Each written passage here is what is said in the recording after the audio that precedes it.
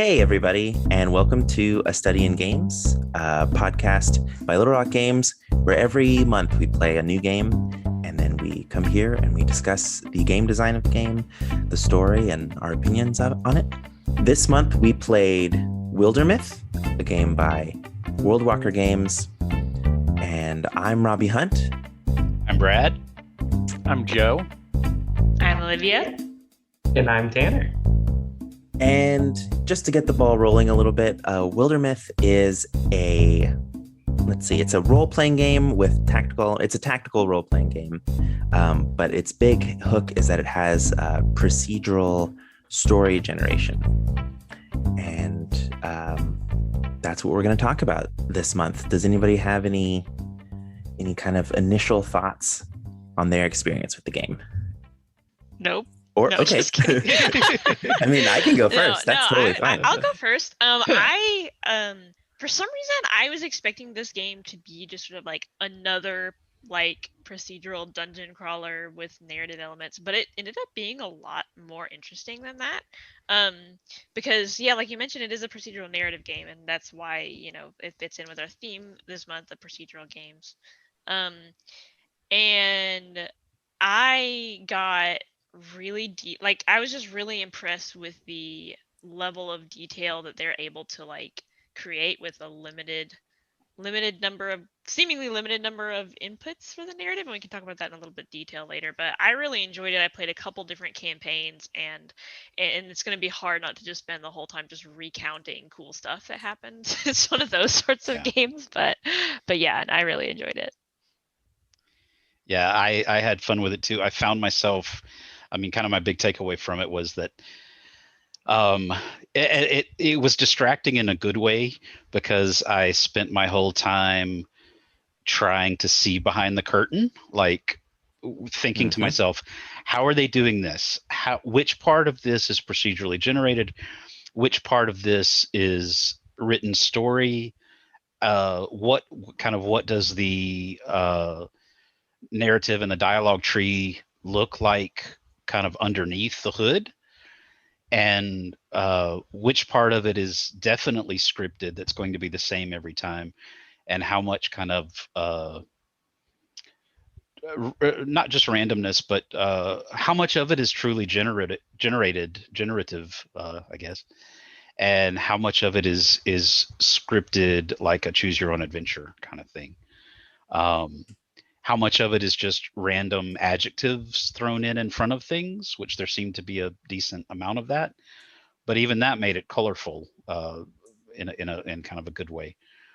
And we can talk about more of that. But yeah, I was like I said, distracted in a really good way by trying to get my head around what all was going on. And in addition to that, the stories were fun. And I liked what it does. I think it's a very unique game in what it does. Joe? Yeah. Oh. Or Tanner. No, Tanner, you go, Tanner. Sure.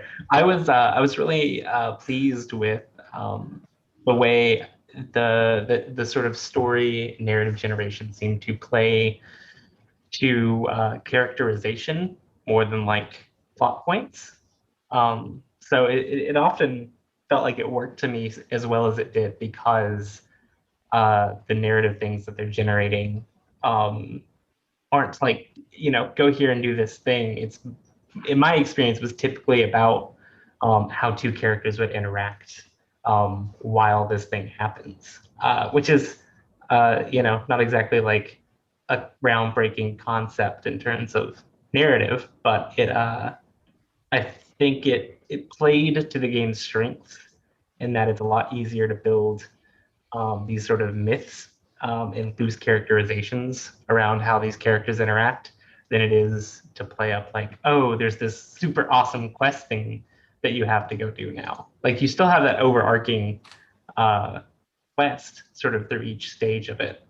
But the sort of episodic nature, I think, works really well in this case. Nice.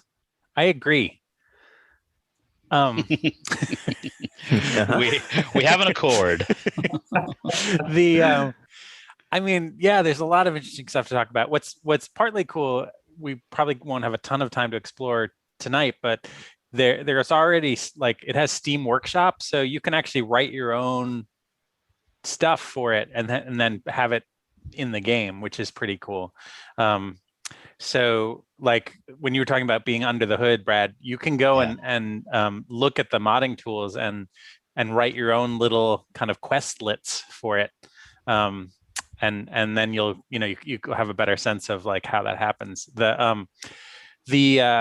Yeah, I mean, I actually really like the visuals of it too, the kind of graphic novel / comic book visual display of the story elements. For me was really satisfying.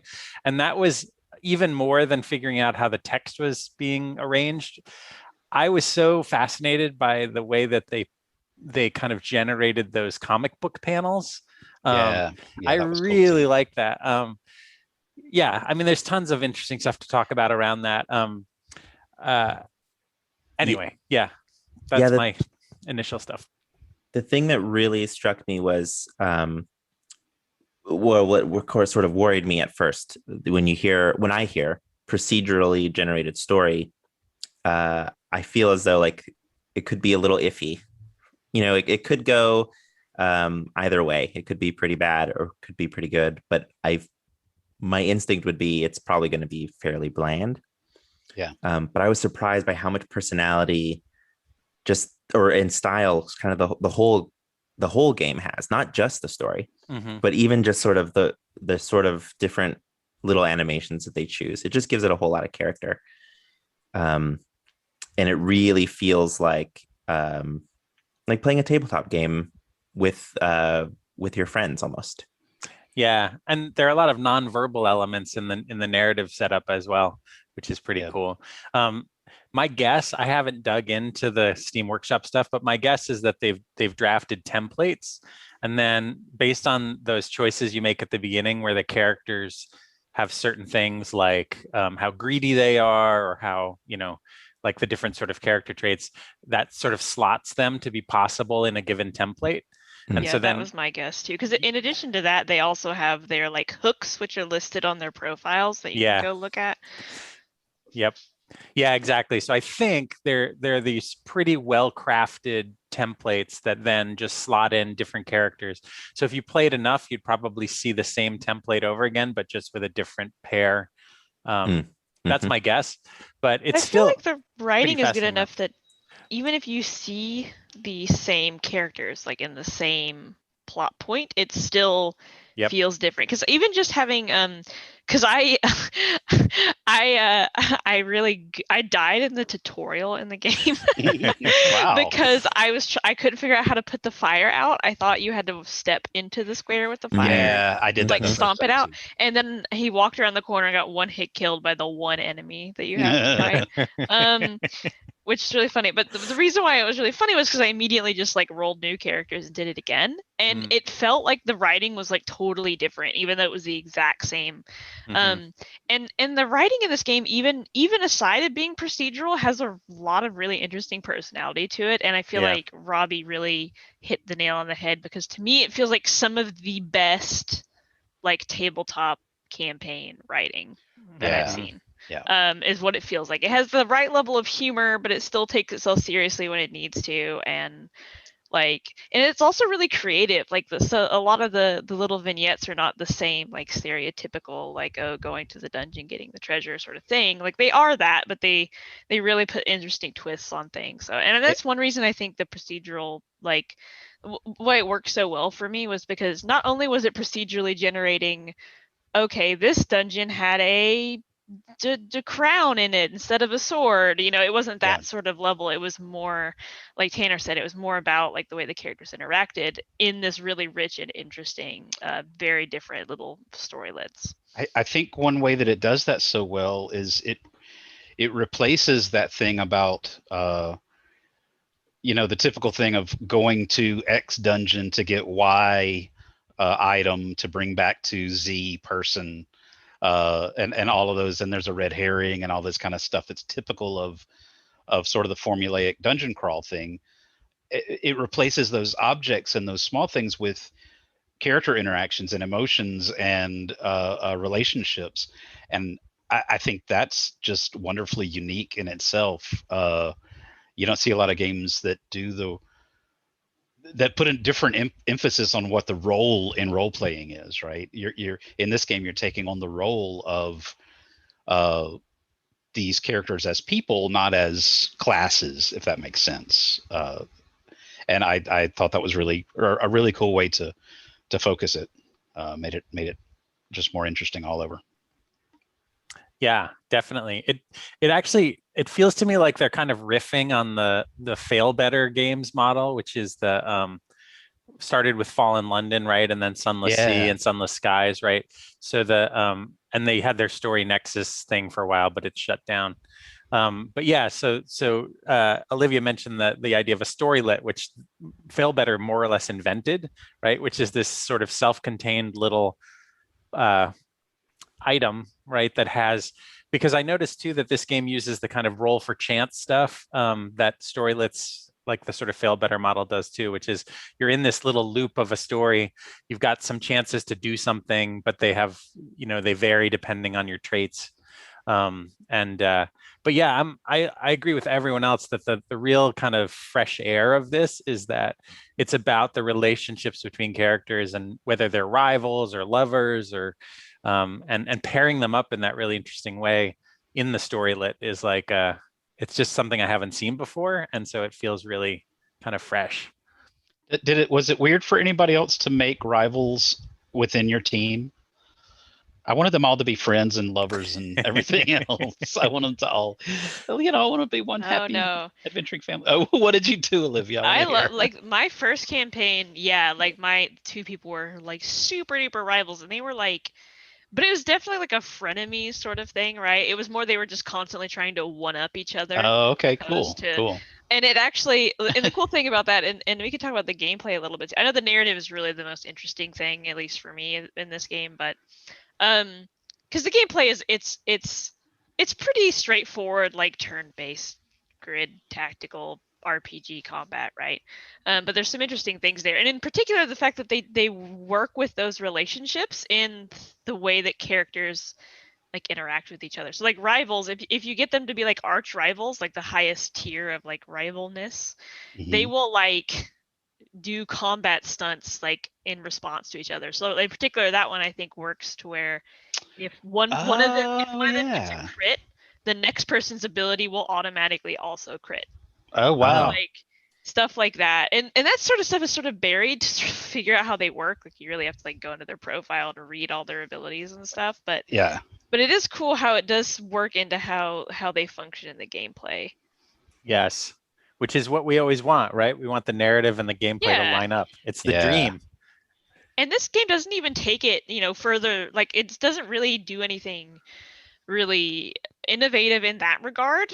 But it does it enough, right? It does it in the same level of what I wanted to see, right? So I wanted the gameplay to acknowledge that they were rivals, right?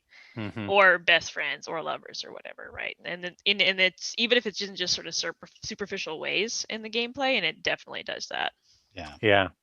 There's also the overland. So just quickly, since Olivia, you mentioned gameplay, so there's the tactical combat, but then there's also a sort of overland campaign, which is to rid the world. Or I mean, there are different campaigns, but you've got sort of zones like you would on a large overland map, and then you're either trying to secure them or rid them of beasts or get them to produce resources for you. And all of that seemed to fit together pretty well, but it wasn't super novel, but it felt well constructed and thoughtful. Simple but effective. And it also really contextualized the sort of length of time that their journey takes place over, right? Like I'm picturing a version of this game that didn't have the overworld map and just literally was like chapter 1, chapter 2, and just did all of the vignettes in whatever order that you end up doing them. I feel like it would not have been nearly as compelling. Because another really cool thing this game does is like this adventure takes place over like their whole life, right? Yep. And there's these periods in between the chapters where it talks about the sort of person they are in the downtime, which is just a really, really cool and interesting, unexpected thing also that this game does. And an easy thing that games could do, and yet you don't see that very often. I've known some tabletop role playing games that do where they kind of track your family and your history, and they really work to do that. But you don't see that a lot in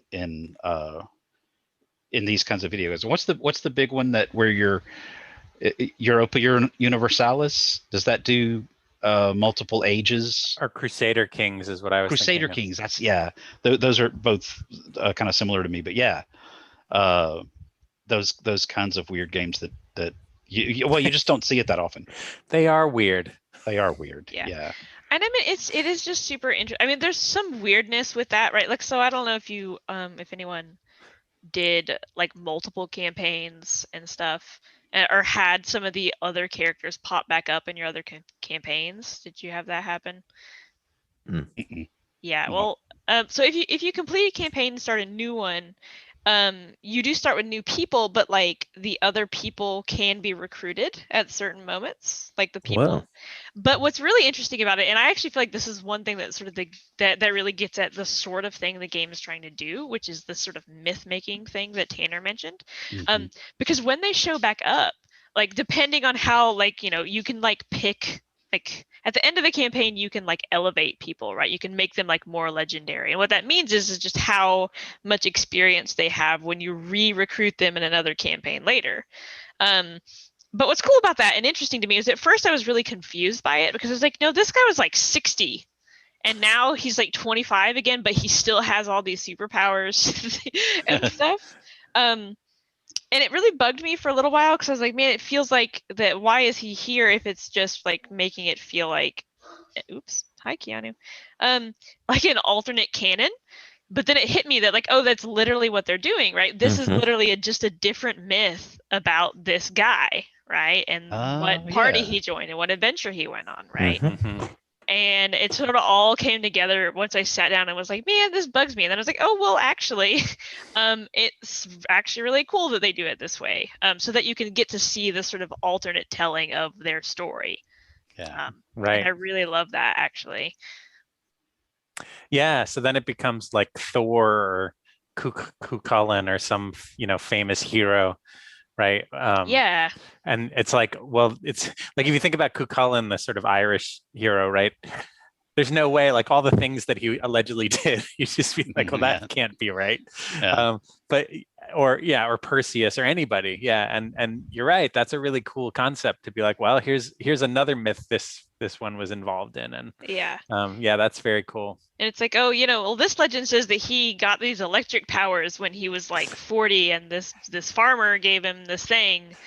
And then, but then, you know, the next legend starts and he's like a kid and he still has the electric powers because somebody heard a story about him having those. And then like, and so really, if you think about it like that, inconsistencies between the campaigns are actually really, really interesting. Yeah. And it's also a really powerful framing device as a procedural narrative thing, so that they can get away with those inconsistencies and still have it feel right.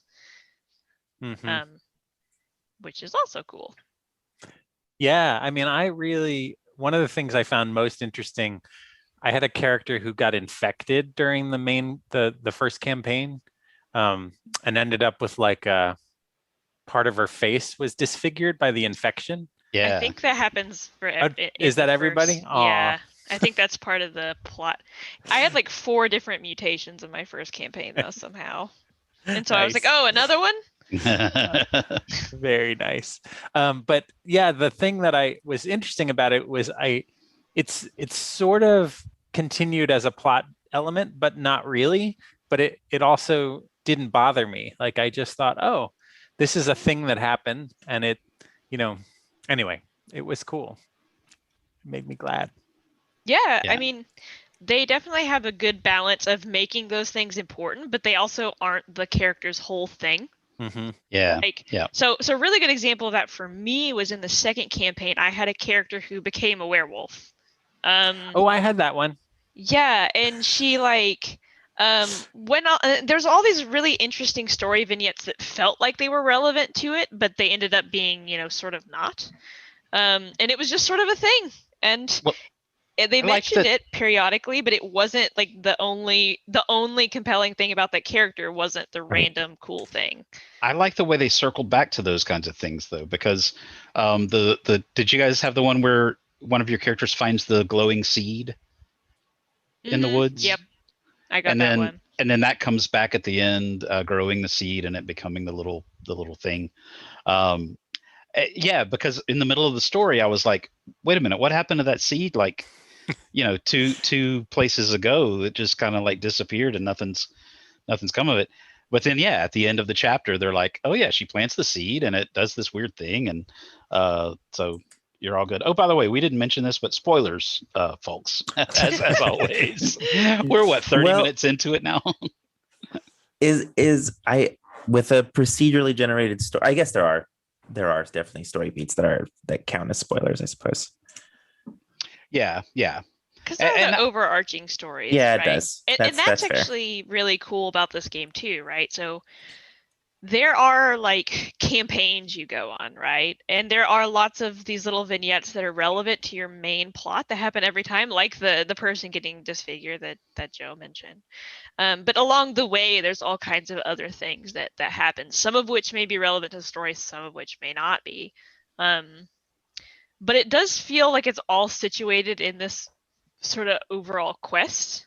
And it's still, and I really like that because it doesn't feel like you're just like reading random stories just cause. Like it feels like that there's like an actual like end goal, and I feel like that's another really interesting framing for them, especially because the like you mentioned the workshop. I imagine that there's already like several really long campaigns in the game. And there's definitely room to add more of that stuff.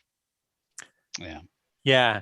And the thing that was really cool to me too is that so the little mini story, the vignettes would appear at these often what felt like an inopportune time. Like I was, and I guess what I want to get at is that normally when I play a game that has an overland map that I'm sort of, I'll use conquering for lack of a better term.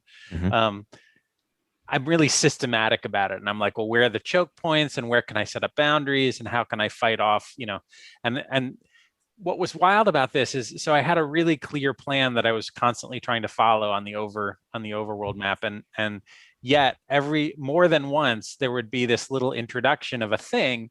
And in a lot of games, the choices that I want to make in those situations don't actually feel meaningful. But I really want, so it would be like, hey, we learned about this artifact. Maybe we should go check it out.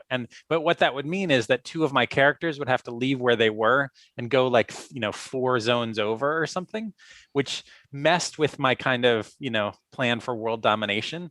But at the same time, more than once I did it because I was like, well, that sounds cool. And it's in line with what this character would be excited about. And so I guess what I'm getting at is that it really made those decision points feel rich and exciting and kind of emotional for me, as well as the smaller ones where you had to, once you're in the story, you have to make a choice usually, or a couple of choices. Those felt also, they had a kind of strong meaning. So do you feel that you were rewarded when you did take those choices? Yeah, definitely. That's how I ended up with the werewolf. Nice. Yeah. So, and yeah, another one where, and even small stuff like clearing out a zone, right? Where they say, well, you can investigate thoroughly or you can do it quickly. And those little choices,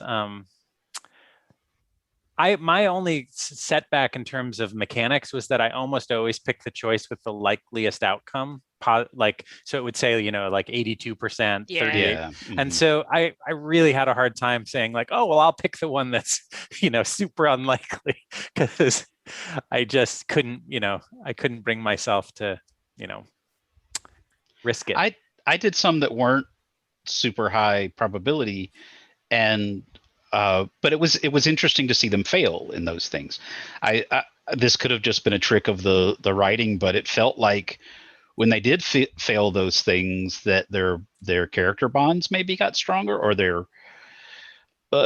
I don't know, at least in the narrative. Like, for example, there was one where they're running out of food and one of my characters needs to cook and all he's got is onions. And did you guys get that one? I don't know if that's a common thing or if that just kind of popped up as a challenge. Happens to a lot of cooks. Yeah, well, he only has onions, so he's going to give it a try. And you've only got like a 28 or 40% chance, 30% chance to actually make an edible food out of all these onions, much like life. And so I chose that one.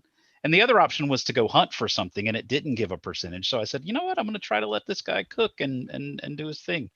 Well, he ended up failing, but that was okay because the rest of them ate the onion gruel, and they seemed like it was a shared experience, like they were on the road together, and they ate what's his name's onion gruel mush because they liked him because they were his friend, like you would do.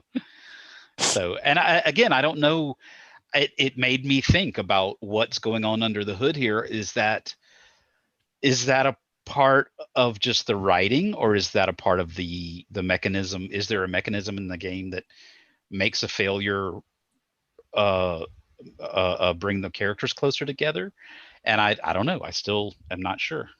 Yeah, and that's, sorry, I know I'm talking a lot, but the one of the things you a couple of you mentioned tabletop, right? So one of the things that makes tabletop RPGs so great is that even failures are rich, right? They're and in the end, when you're with other people, the experience becomes the thing that's most valuable. And what you're saying, Brad, makes me think like it's a really great question to ask of game design in general right now. How often failure is rewarded in games?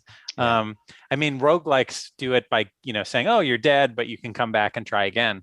And maybe you've got better stuff, or you've got better powers or something. But this idea that like you would fail at a choice, but it would still be this. It would be this other path that's rich and interesting. Is really pretty unusual, I think, in digital games right now. I agree. Yeah. And this game did that really well in such a simple way, right? It looks simple on the front end. I'm curious. We talked about the Steam Workshop part and all that. I know that some of the art. So when you create a character, you can customize it to have a certain look, and it's based on some template pieces that you all put together, right, to make your character visually. And then when you're in the sort of comic book scenes as they play out, it puts your character on a layer within the graphics of that pre-drawn scene.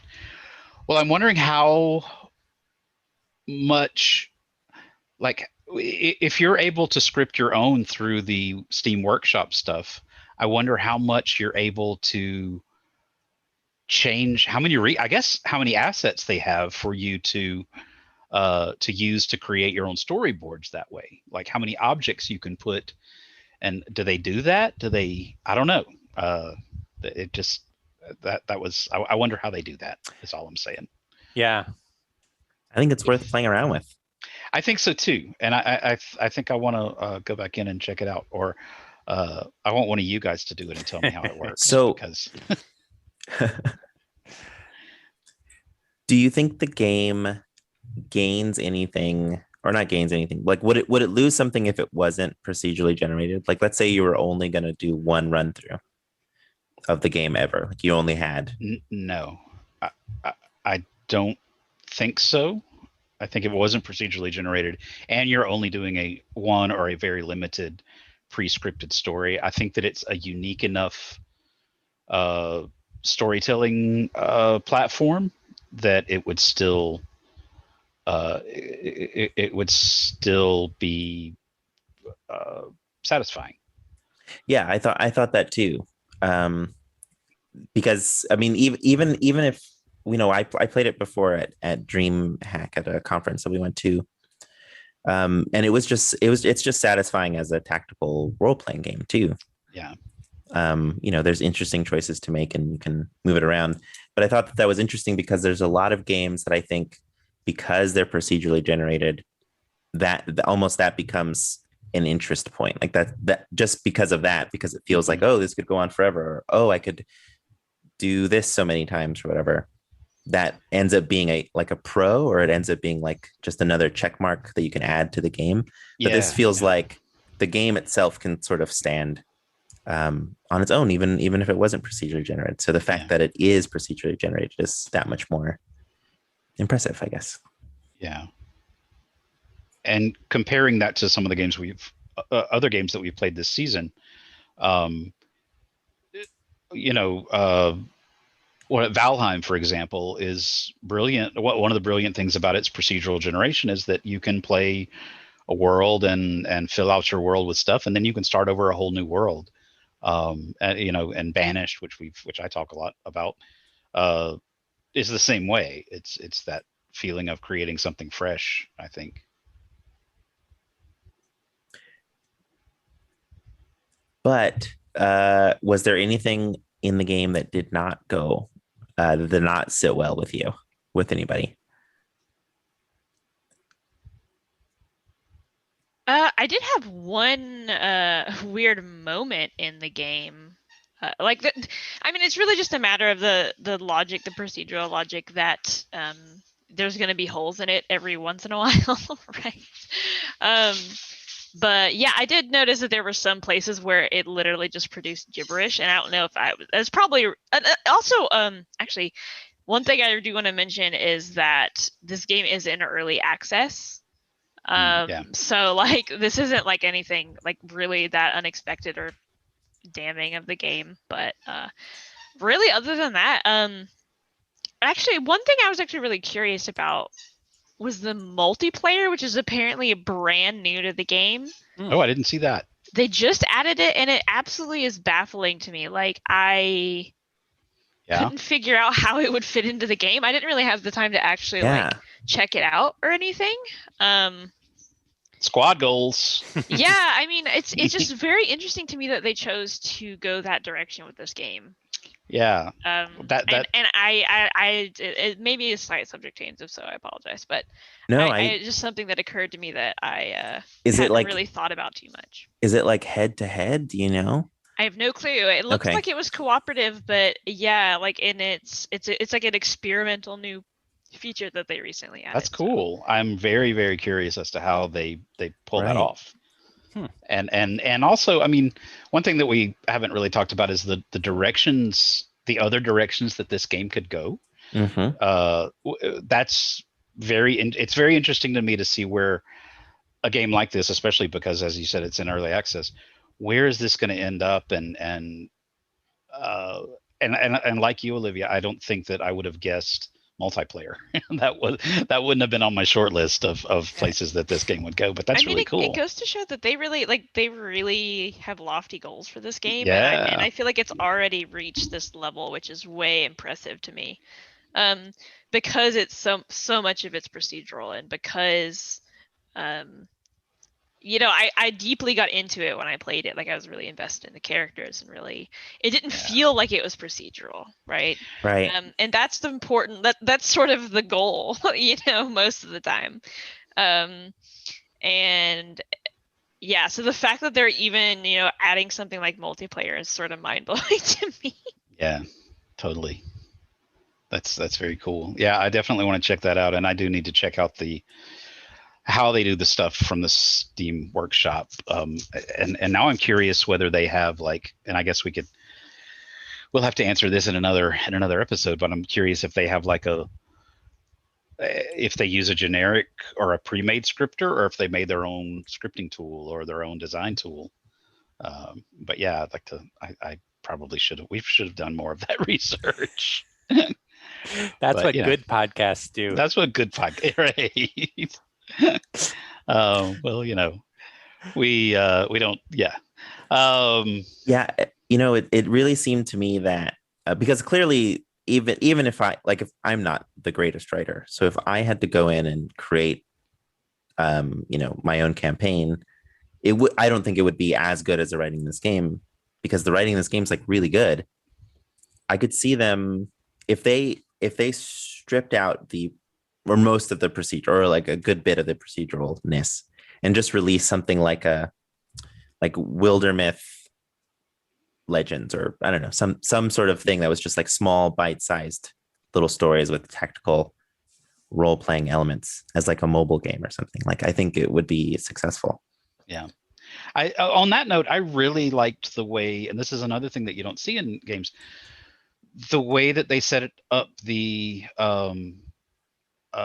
way that you interact through magic with things in the environment. Yeah. So where you could what was the word? Not embody. Interfuse. Interfuse. Yeah. So and that's another thing about this game too, is that the world building is really cool. I absolutely loved, because it was not a generic fantasy world at all. Yeah. Like it felt folky. Yeah, very. And very just unique. Like the enemy designs were so cool. Mm-hmm. The way magic works is so cool and fun and interesting. Yep. And yeah, it was just. I think the way magic works is the uniqueness of the magic system is definitely one of the brightest spots of the game. The way that skills interact, and they're not just your generic stab something, shoot something. All of the skills work together in these really neat and somewhat unique ways that really speak to the world building, and it ties together with the world building really well. And you don't see that kind of. I mean, I think games like this are so generic, and there's such a common expectation of things like races, what a race and a class will do.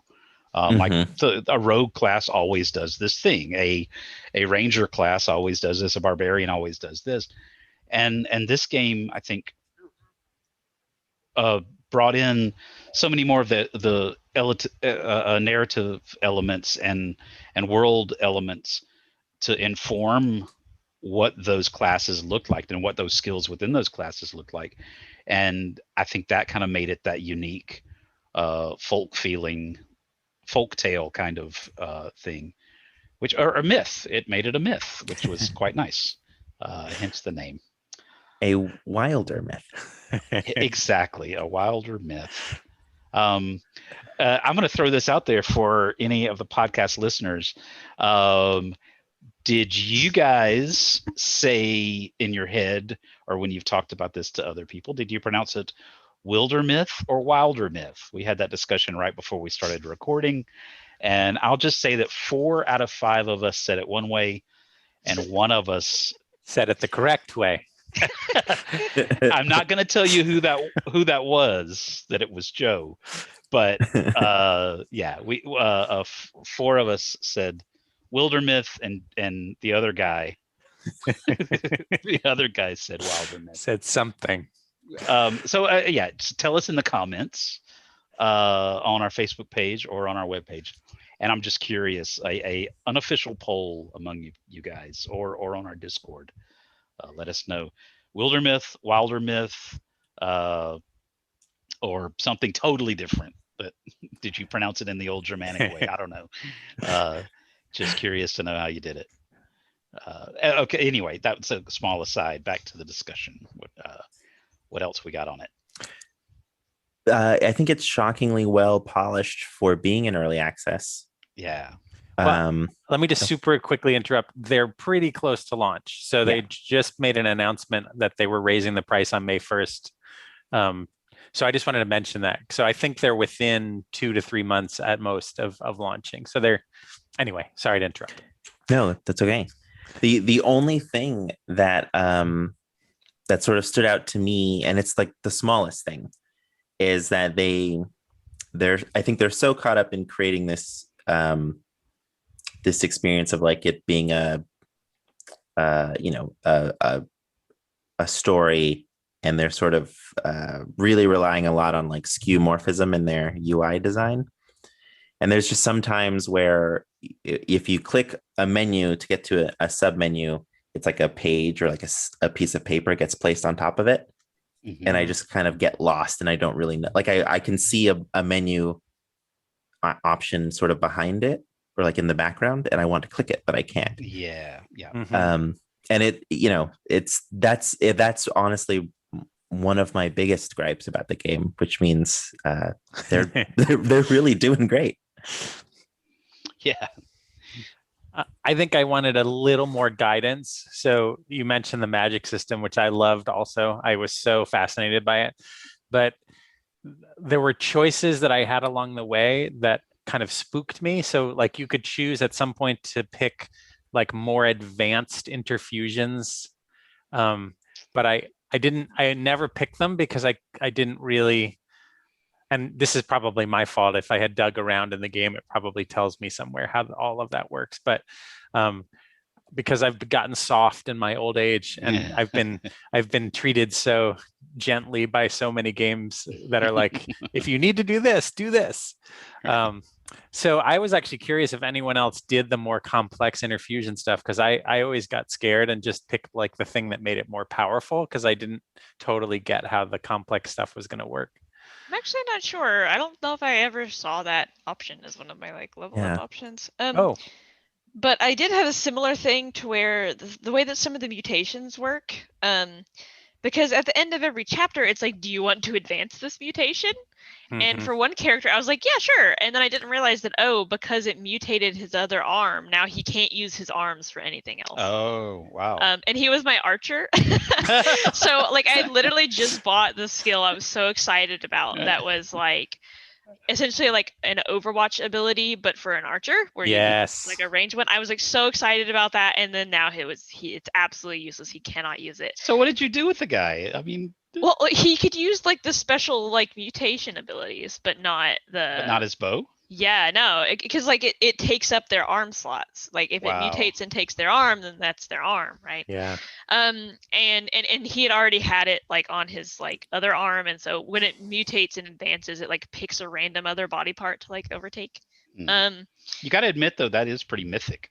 Oh yeah, it's super cool. This is also the same guy that I was like, why does he already have his lightning powers and the other ability? Because he turned into like a lightning elemental, basically. Wow. It was really my cool. guys didn't do anything quite that. I got to go back and try to break my people.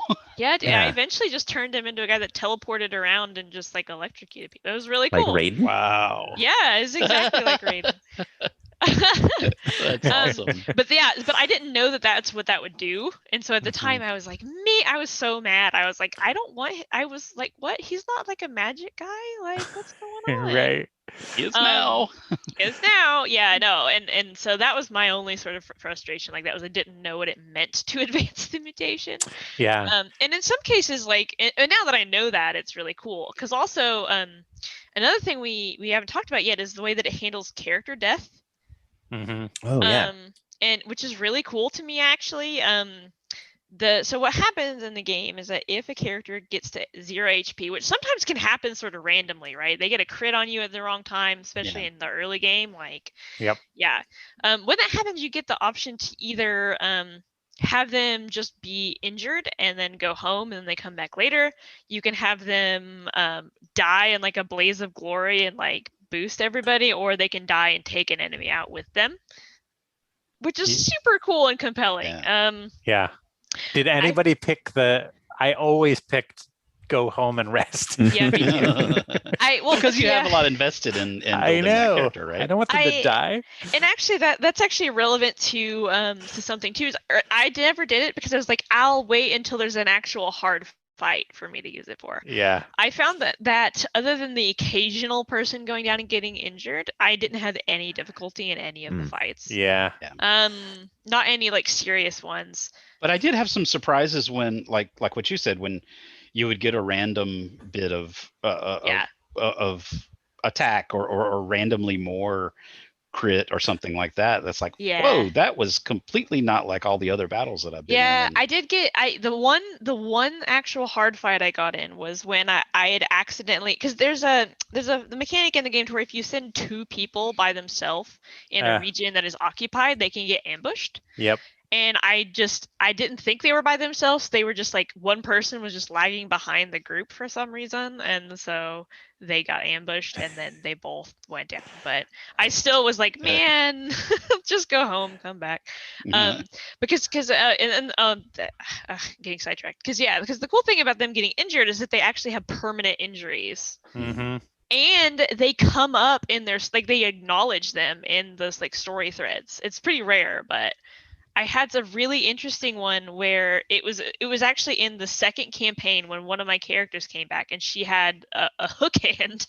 And I can't remember what it was, but he made a joke that was like, he made like a joke that she did not think was funny or something, because he was like something, give me a high five, oh wait, like it was something like that. And then they had a whole conversation about it, and it was really cool and compelling that the game acknowledged and cared about that, not only in that they visually have that permanent change to their bodies, but they also can use them in interesting ways in combat, and that they acknowledge them in the narrative. I absolutely thought that was super cool. Yeah, that's a really good use of procedural kind of logic. Yeah, it's that's the kind of thing you dream about, right? That you have this really what feels like a very specific event, but that event has implications that spill over and kind of trickle out into other things. It affected their relationship. It affected that, like, that, because it was also that interaction was sort of tacked on at the end of some other interactions. So it wasn't like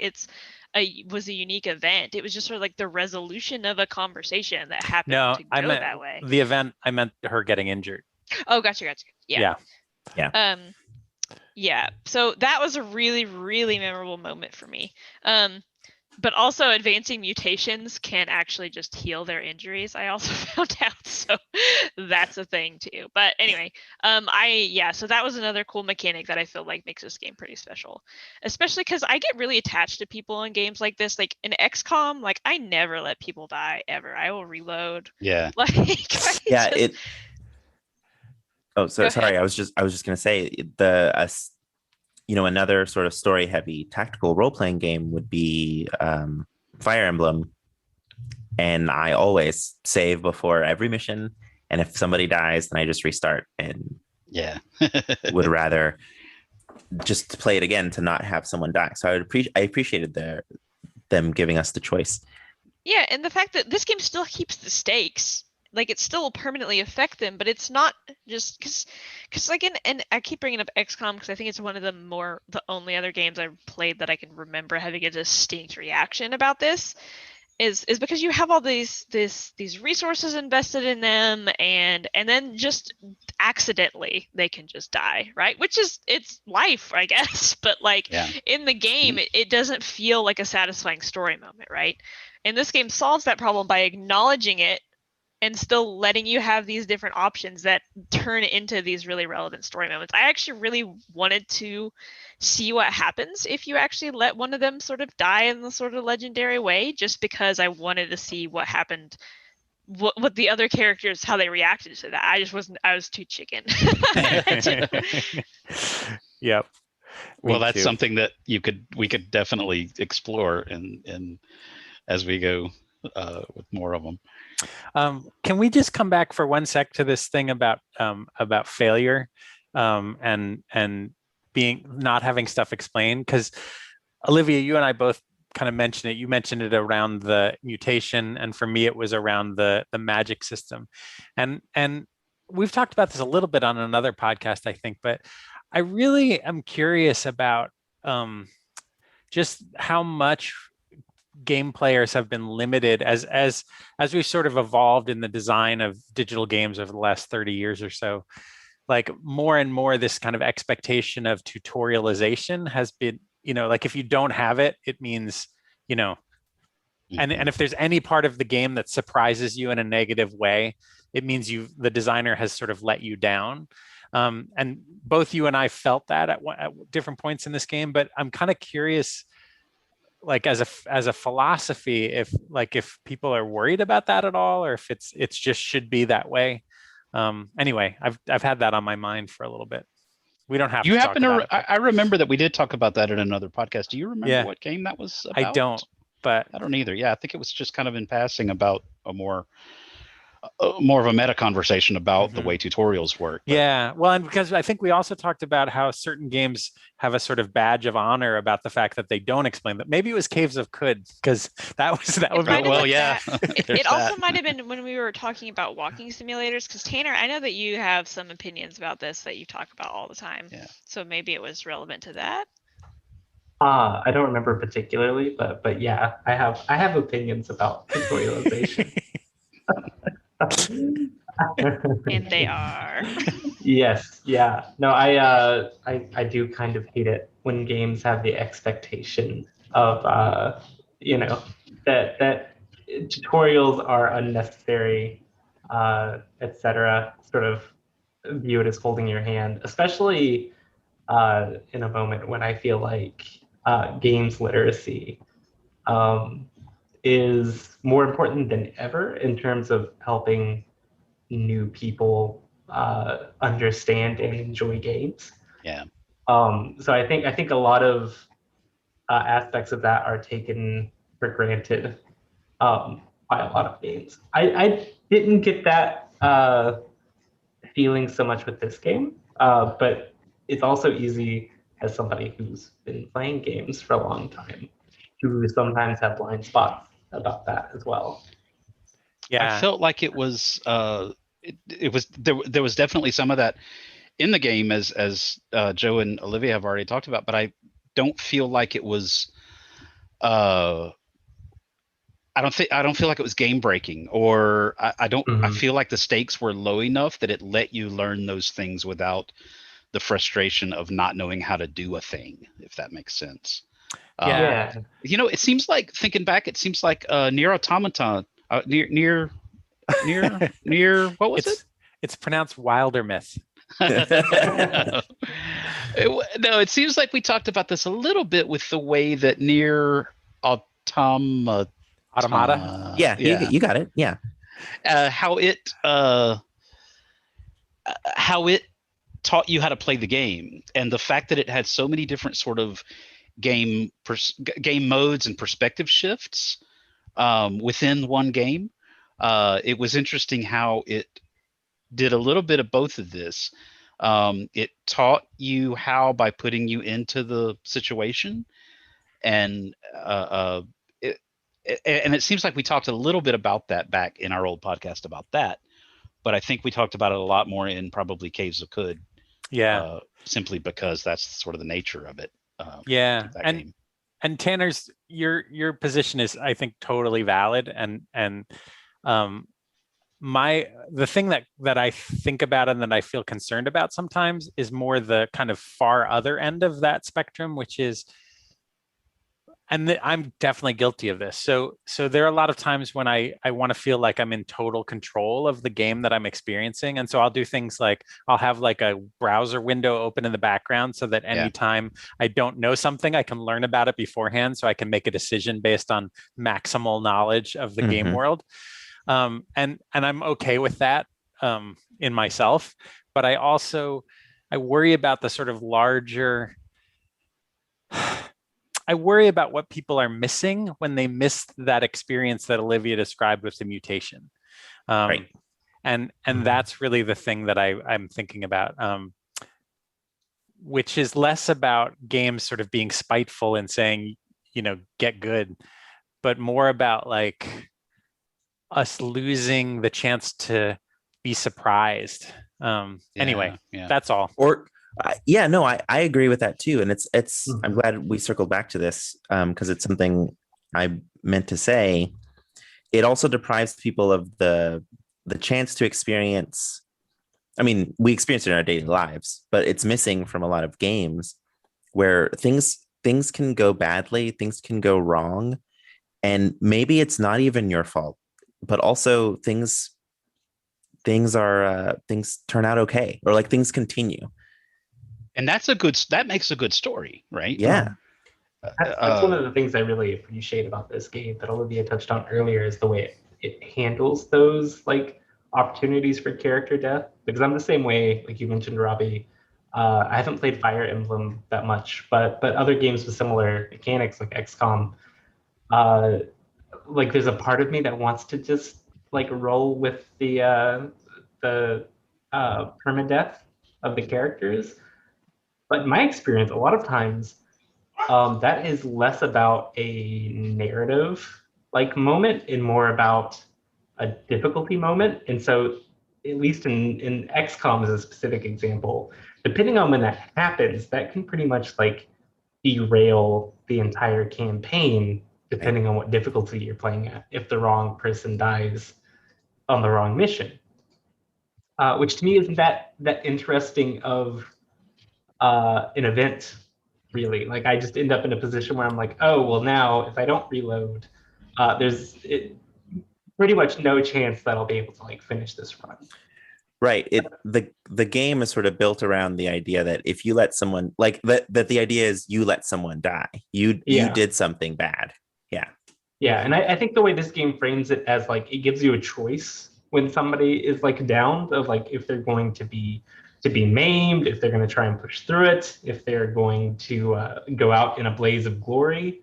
I think that is a lot more compelling to me because even if the character ultimately dies, one, it's balanced in such a way that it doesn't feel like that is going to totally derail my chances.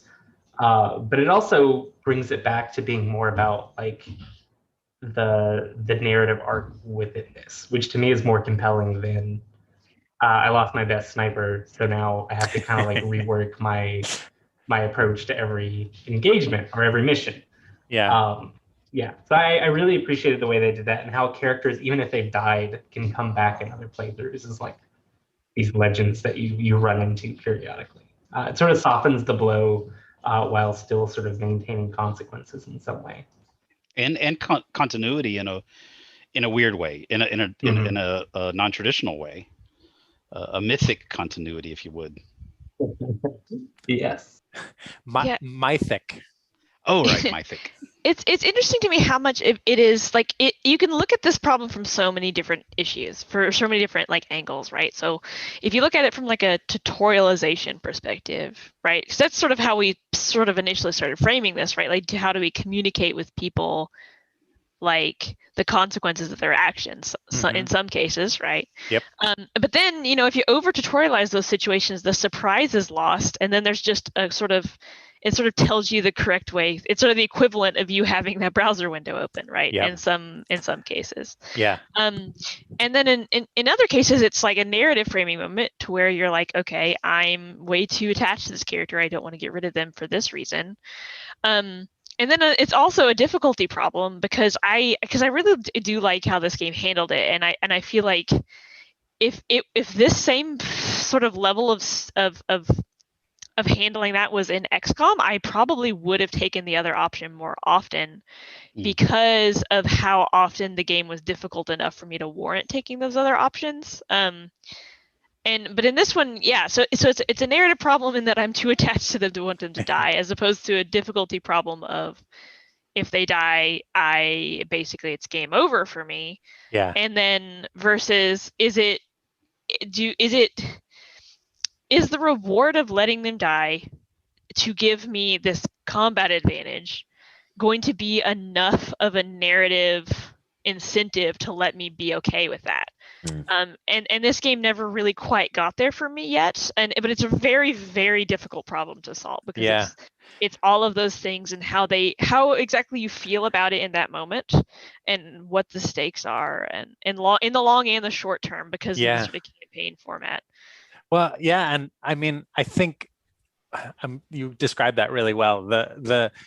I think for me, this is part of why games are one of the most interesting things there are to design, because you're basically designing a machine to create experiences for people.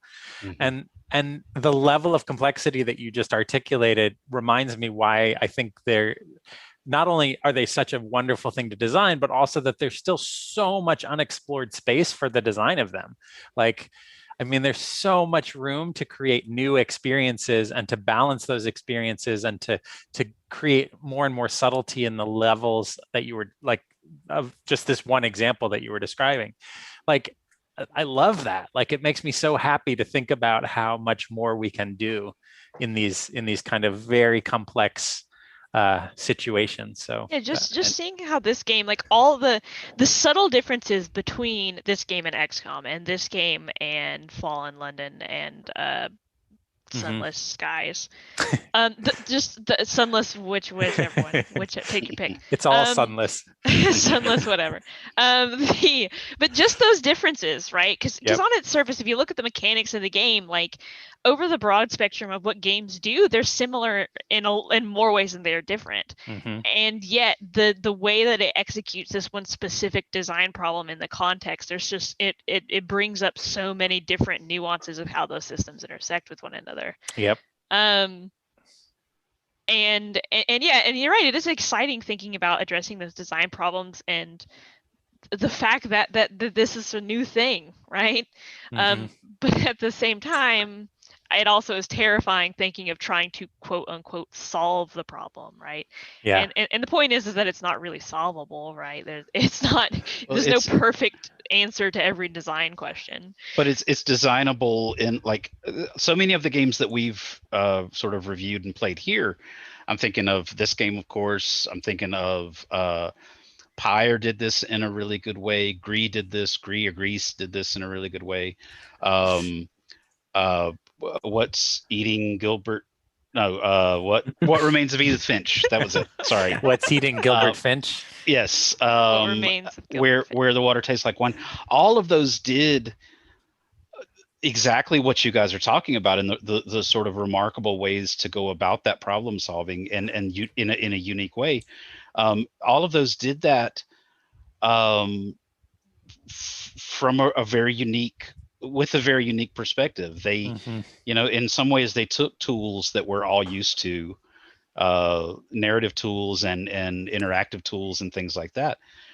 But I think the best ones are the ones that kind of either flip those on their heads, or take those out of what we're used to and make it more about, the way this game does something different with magic, and does something different with how the narrative is built, and does something different with how characters are built. And those, I think, are the games that, in my opinion, Joe, and get at that wonderful new way of solving those problems.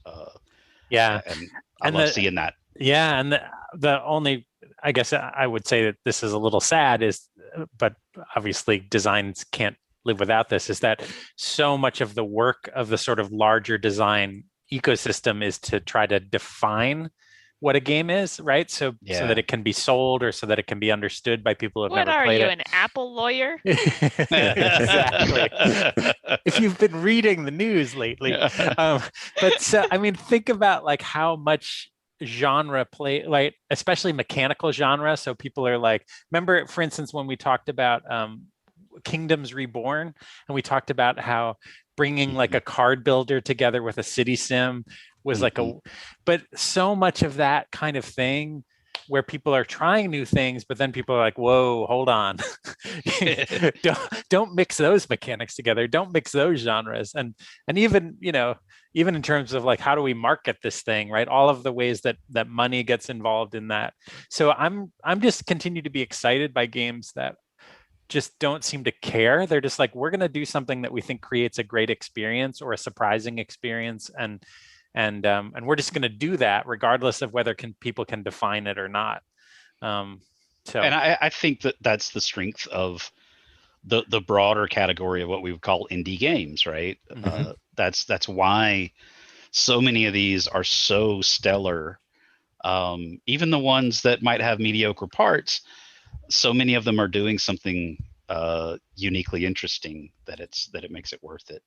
Yeah. And I'm glad, I have to say, I'm really glad and kind of proud that we seek out those games on this podcast, I believe. And that's why I think that's tooting our own horn, patting ourselves on the back here.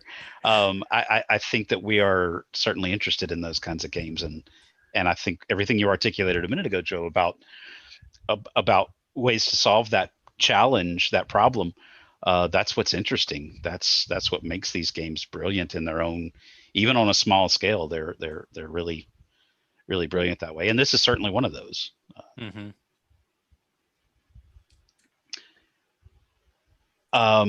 Yeah, we might. I think we're getting sort of to the end of our time here. Robbie, you want We're to? all just like, yeah, Yeah. man. Yeah, man, I love games. Games are awesome. We should do a podcast about them. Oh, there's my dogs. So they agree too. They're telling us to wrap Everyone's All right. drinking the Kool-Aid. it all up. Well, yeah, so we can go around and give our final thoughts. I think I came into this game, I hear tactical RPG and my ears always perk up. And then I hear procedural story and I think, okay, that's neat. And I was just very happy and surprised to find that the story and the care that they take to